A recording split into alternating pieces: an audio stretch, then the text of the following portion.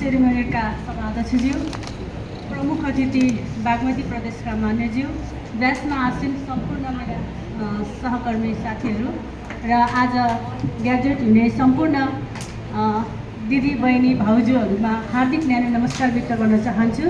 र विशेष गरी आज जेबी पालरले हामीलाई यो मौका दिनुभएको भन्छु म चाहिँ। किनभनेदेखि 14 नम्बर वडामा ट्रेडिङ सेन्टर छ भन्ने कुरा पनि मैले पनि भर्खर भन्दा 2 वर्ष मात्रै भयो हाम्रो चिनजान भएको। 2 वर्षको अन्तरालमा उहाँहरूले जेबी पालरले के गर्नुभयो भन्ने कुरा चाहिँ आजको तपाईँहरूले सिक्नु भएको र हामीले तपाईँहरूको हेडमा देखिरहेका छौँ नि क्याप, होइन?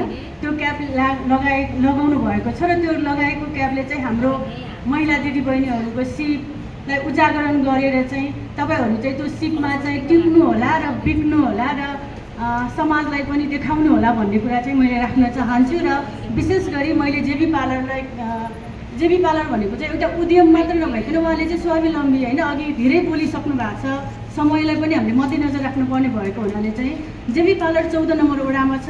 हामीले ट्रेडिङ सेन्टरहरू धेरै ठाउँमा खोजिराख्थ्यौँ, होइन, तर अहिले 2 वर्षको अन्तरालमा हाम्रो भेट भएर काम गर्दाखेरि सहकार्य गर्दाखेरि उहाँले गर्नुभएको एउटा आत्मीयतापनहरू चाहिँ अब मैले व्यक्त गरिराख्नुभन्दा पनि अघि सहभागीज्यूहरूले बोलिसक्नु भएको छ र एउटा प्रतिनिधि भइसकेपछि र एउटा सरकार भनौँ जनप्रतिनिधि भइसक्दाखेरि सङ्घ संस्थाले गर्नुपर्ने समन्वयहरू चाहिँ उहाँहरूले गर्नुभएको छ। र आज विशेष गरी आजको यो जेबी पालरमा चाहिँ प्रमुख अतिथि मान्य हाम्रो रघुनाथ महर्जनज्यू 3 नम्बर क्षेत्रबाट पाल्नु भएको छ र उहाँकै क्षेत्र पनि हो 14 नम्बर वडा। त्यस कारणले गर्दाखेरि आज प्रमुख जति पनि पालरमा सिक्नु भइरहेका जहाँ जस्तो भए पनि नेपाली हुनुहुन्छ र 3 नम्बर प्रदेश बागमती प्रदेशकै हुनुहुन्छ मैले अहिलेसम्म हेरिराख्दाखेरि। त्यस कारणले गर्दाखेरि हामी महिलाहरूमा सिप हुनुपर्छ, त्यो सिपलाई चाहिँ हामीले टिकाउनुपर्छ भन्ने कुरा राख्न चाहन्छु। र टिकाउनको लागि आफै बिक्नु पर्ने छ, होइन?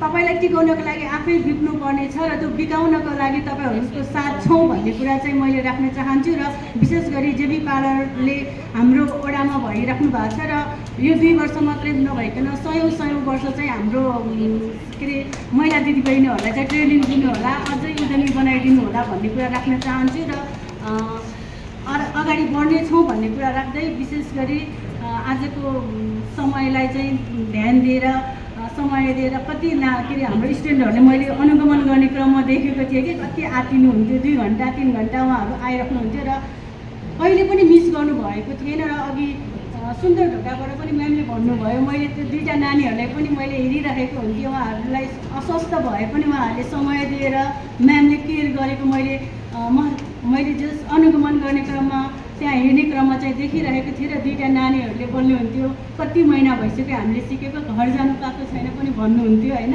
तर ठिक छ, घर के अरे अब जानुहुन्छ होला। र अघि उहाँले नै बोलिसक्नु भएको छ, मकनपुरमा भन्नुभयो, त्यो हाम्रो प्रदेशै भएको हुनाले हामीले फरक क्षमता भएका व्यक्तिहरूलाई हेर्दाखेरि उहाँहरूले केही गर्न सक्नु हुँदैन भनिदिन्थ्यो नि, होइन? तर जेबी पालरले चाहिँ उहाँहरूलाई सहायता दिएर कसरी हुन्छ सक्नुहुने बनाउनु भएको छ, त्यसको लागि पनि धन्यवाद दिन चाहन्छु। र आगामी दिनमा पनि हामीले सहकार्य गर्नेछौँ भन्दै मेरो भनाइ यहीँ टुङ्ग्याउँछु। धन्यवाद, नमस्कार।